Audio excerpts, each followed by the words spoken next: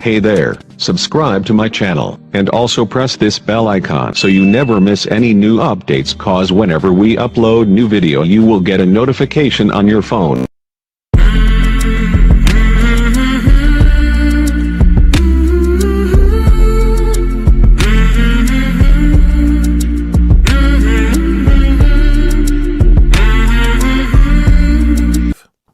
You will hear a number of different recordings, and you will have to answer the questions based on what you hear.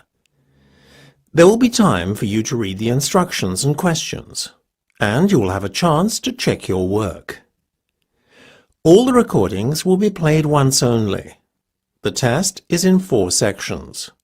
At the end of the test, you will be given 10 minutes to transfer your answers to the answer sheet. Now turn to Section 1. Section 1.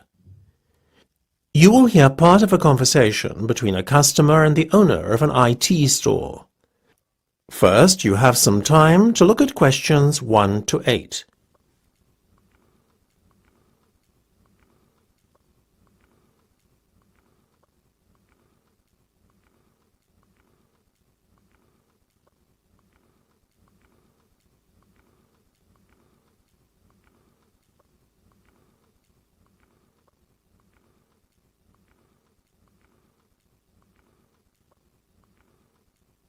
You will see that there is an example that has been done for you.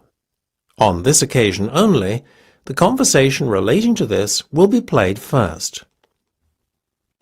So, before we go any further, can we just confirm what's been agreed so far, as it's starting to get a little complicated?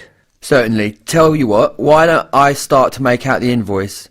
Should I address it to you personally, or is there a business name you'd like me to use? We trade under the name Ben and Di Enterprises.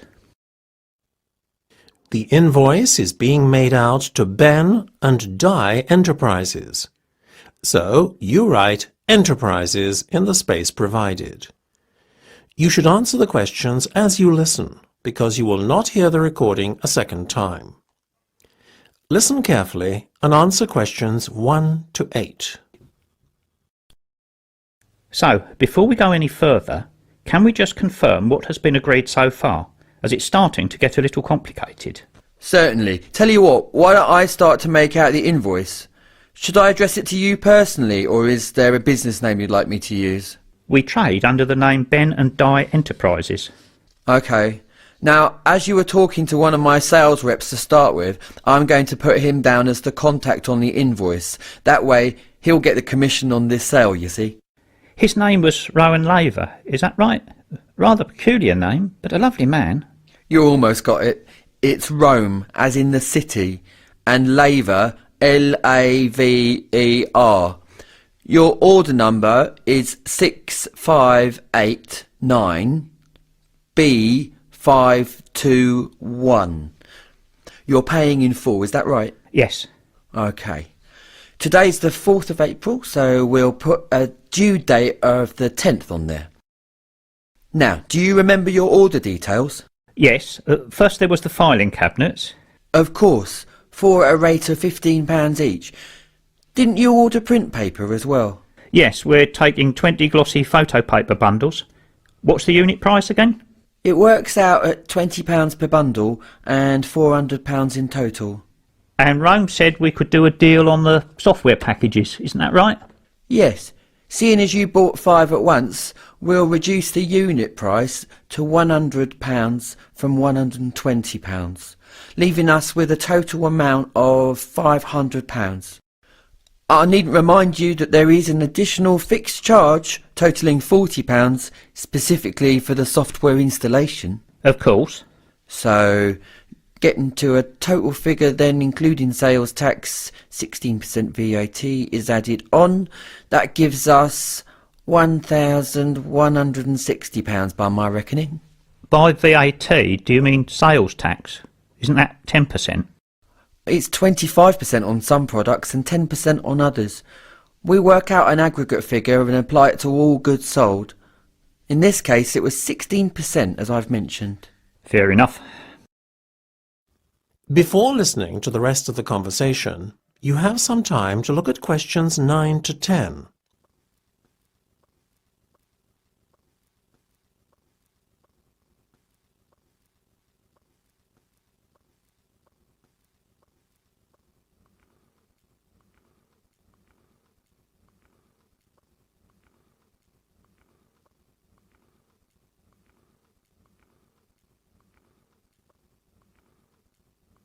Now listen and answer questions 9 to 10. Listen, I know the due date isn't for a week, but do you mind if I write you out a cheque today? Not at all. You can make it out to me, Michael McCloskey. How do you spell that then? What, McCloskey? It's capital M C, capital C, Loskey. Got it. And how much should I make it out for in total? £1,500, please. £1,500? Yes, that's including my consultancy service fees. Oh, I almost forgot about that. Let me make a note here on the cheque. Includes consultancy fees. Now we're almost done. That's the end of section 1. You have half a minute to check your answers.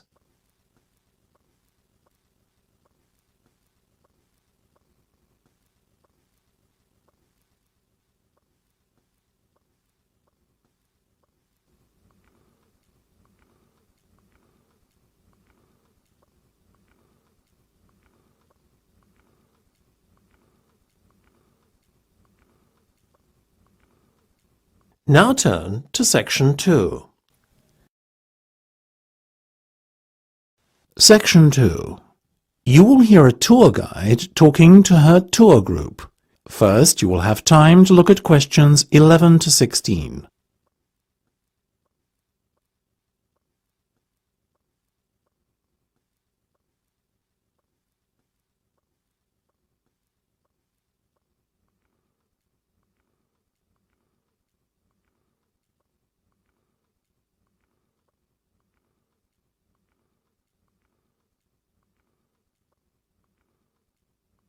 Now listen carefully and answer questions 11 to 16.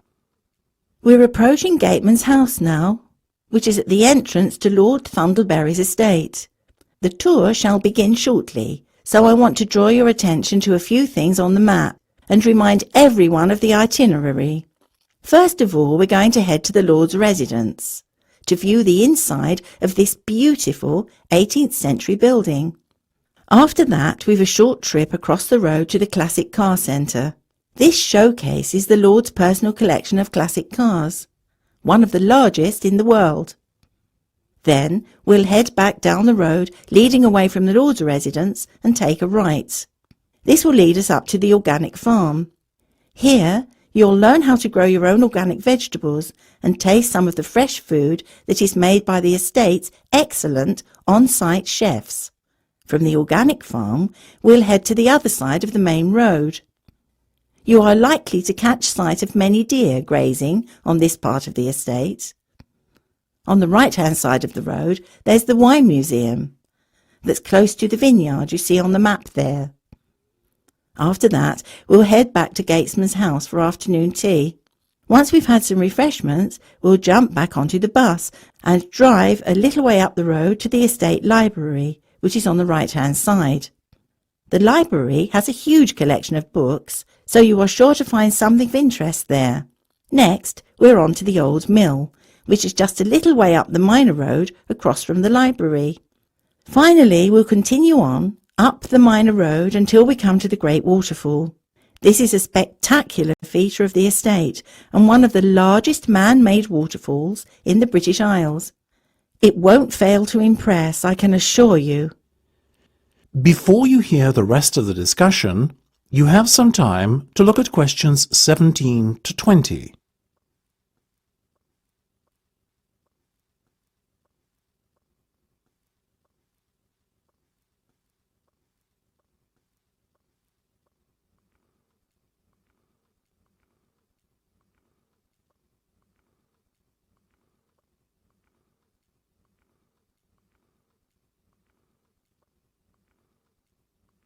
Now listen and answer questions 17 to 20.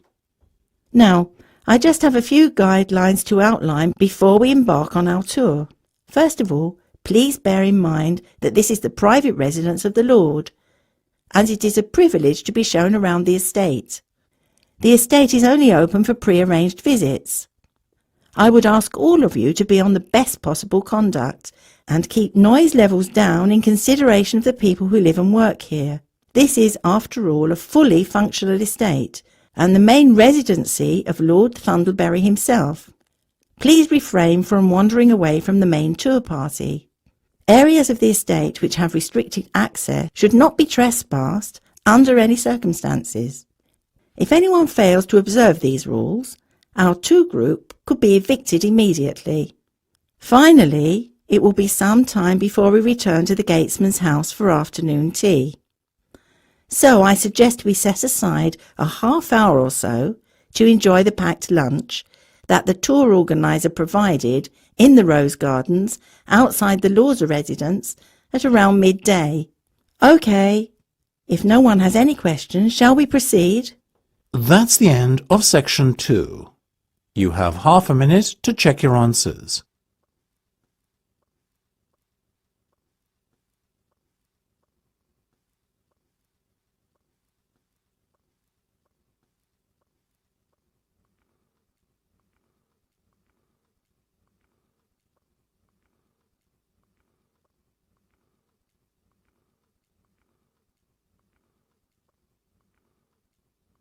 Now turn to section 3.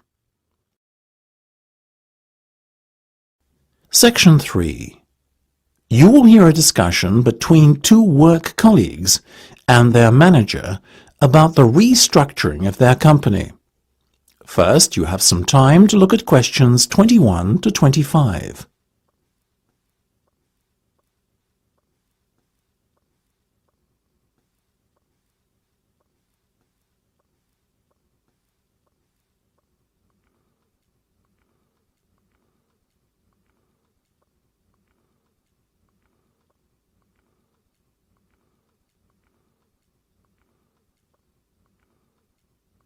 Now listen carefully and answer questions 21 to 25. Come in, both of you. I believe you wanted to talk to me about something, is that right? Yes. Basically, all the staff are concerned about what the restructuring of the company is going to mean for them. None more so than myself and Nam, as we are the newest members. As I said to all staff at the meeting last week, there's no cause for concern. There will be no compulsory redundancies. All redundancies will be on a voluntary basis. Yes, we understand that, but to tell the truth, we just want a little reassurance that our jobs are safe. Look, Anne and Penny, the company isn't going to be short-sighted and let its bright young minds go. Besides, we've already met our target for the number of voluntary redundancies we want to secure. In fact, there's a waiting list. You know as well as I do that the age profile of staff at this company needs to come down.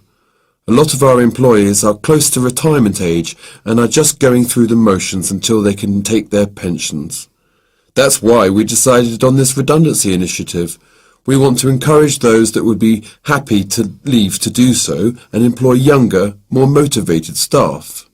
I guess that makes us feel a little better, but we're also worried about the upcoming salary review. What will it mean for us? Given the fact that the company's motivation for this restructuring initiative is not to cut costs, again, you needn't be worried that there will be a negative effect on your salaries. We are running a very profitable business and we will reward our top performers in the upcoming review. Both of you fall into that category, so you can expect a healthy bonus and salary increase. Simple as that. That's good to know. Another thing on our minds was the fact that with all these voluntary redundancies happening in the next few months, there will be a lot of positions opening up higher in the company. What we were wondering is, will the recruitment drive be an internal or an external one? Obviously, we will recruit internally where possible.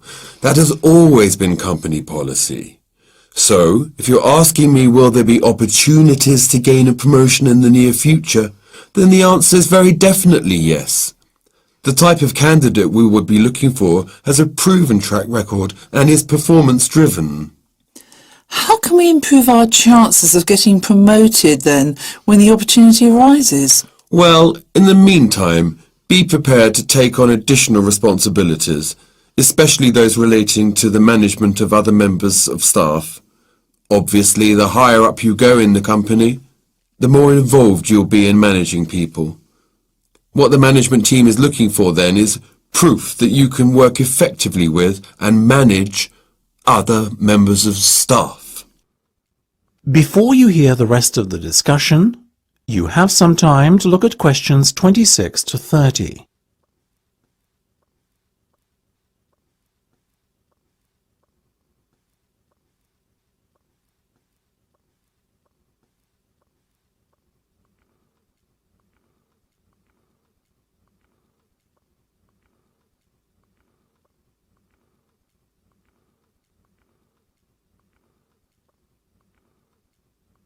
Now listen and answer questions 26 to 30.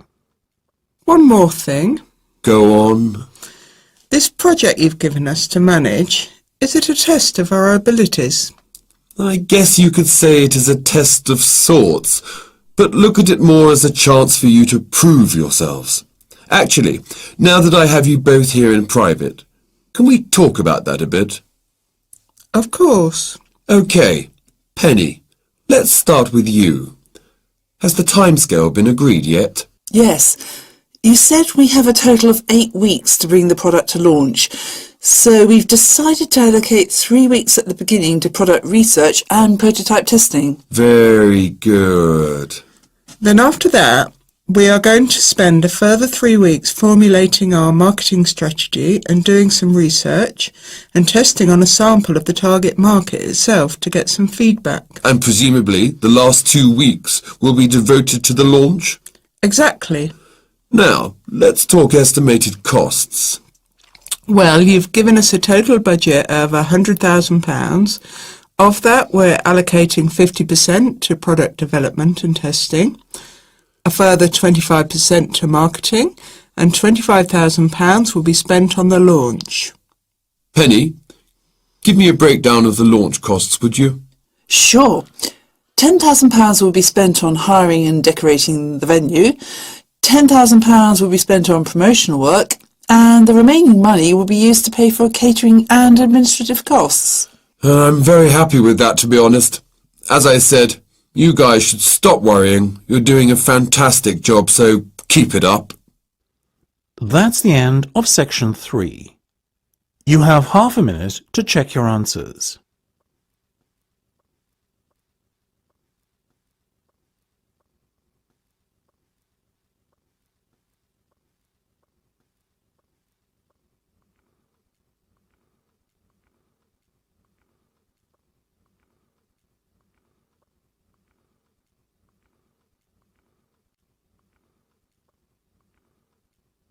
Now turn to section 4.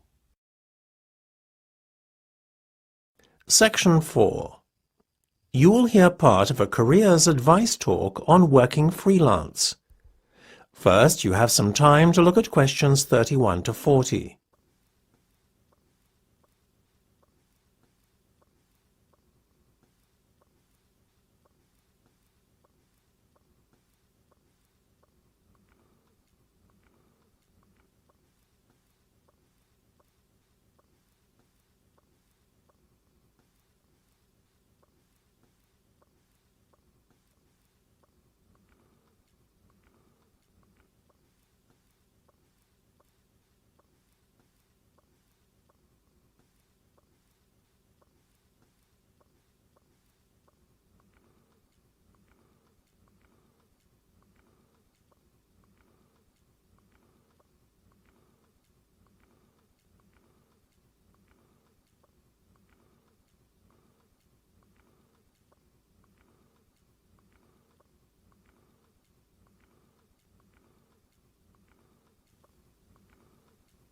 Now listen carefully and answer questions 31 to 40. Working for an employer in a 9-to-5 job has long been the accepted norm. However, this could soon be set to change. A rising level of unemployment, combined with a sense of disillusionment amongst employees with their workaday lives, is at the root of this modern-day revolution in the workplace. Now, there is a growing trend amongst people of all ages and from all walks of life to opt for freelance work rather than working for an employer. It sounds a risky option and a potentially stressful one, but on the whole, the benefits of freelancing seem to vastly outweigh those of working for someone else. In fact, recent research has shown that those who quit their jobs to work for themselves are the country's happiest and most productive workers.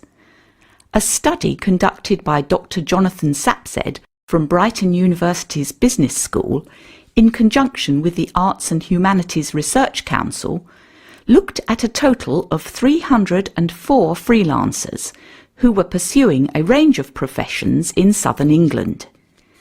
They found that, far from struggling to get by, many were not only doing well, but excelling in their new professions. So, what are the advantages of freelancing? Well, there are many. One of the most obvious benefits is not having to be answerable to a boss and having to face criticism or unfair demands. In addition, not being based in an office or shared workplace with competitive or difficult colleagues is another bonus. But what is probably the most attractive pull of working freelance is the freedom to determine your own work schedule. You are no longer at the mercy of a timetable dictated to you by your employer. If you have family commitments, these can easily be fitted around your working hours. Furthermore, if you have an off day one day, it's easy to make up time another day without having to face your employer's wrath when you are being less productive than usual. Those who work in creative and digital industries stand to benefit most from working freelance. In these fields, workers are at liberty to choose their ideal working location, as they are not restricted to working in a set place. It really is an ideal lifestyle that many would aspire to if they were more aware of the options available to them. Lastly, to add to an already convincing list of benefits from doing freelance work, there is the financial reward. Freelancers typically work a 38-hour week and earn a median wage of £43,000, well above the national average of £25,000, and are happier than other workers.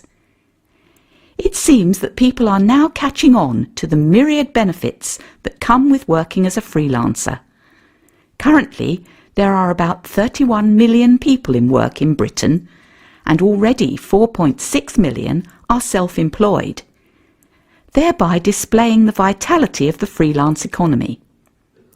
In fact, so popular is freelancing becoming that it has even been suggested that the government needs to devise a new tax and other policies to support freelancers.